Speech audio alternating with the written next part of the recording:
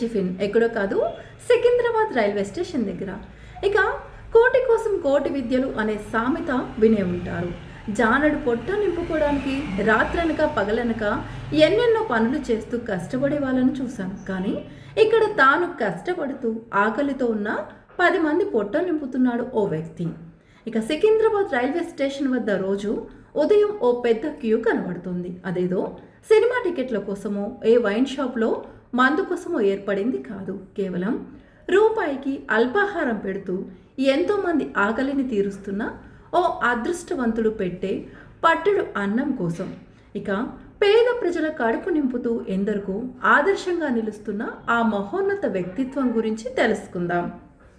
1 రూపాయికి మాత్రమే పేద ప్రజలకు అల్పాహారం అందిస్తూ ఎంతోమందికి బ్రతుకుపై ఆశ కల్పిస్తున్నాడు. తన కరుణ కిచెన్ చొరవ ద్వారా కేవలం 1 రూపాయికి పేదలకు తాజా అల్పాహారం అందిస్తున్నారు. ఇక రైల్వే స్టేషన్ నీడలో వచ్చిపోయే ఎందరో ప్రయాణికులు స్థానికంగా ఉండే పేదలు ఈ 1 రూపాయికే అల్పాహారం అందుకొని సంతృప్తిగా కడుపు నింపుకుంటున్నారు.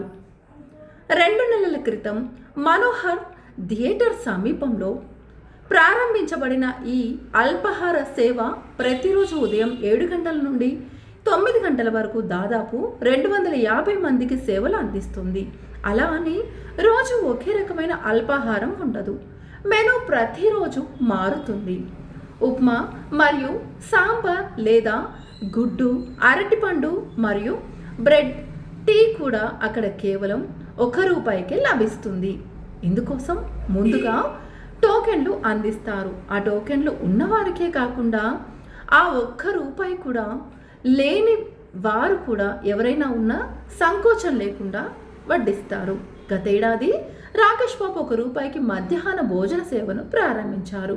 అలా చిన్నగా మొదలైన ఈ కార్యక్రమం ఇప్పుడు దాదాపు 350 మందికి సేవలను అందిస్తుంది. వీరిలో చాలామంది రోజువారీ కూలీ కార్మికులు, వలస కార్మికులు మరియు ఆటో రిక్షా డ్రైవర్లు, ఇలా ఎన్నో రకాల మనుషులు ఉన్నారు.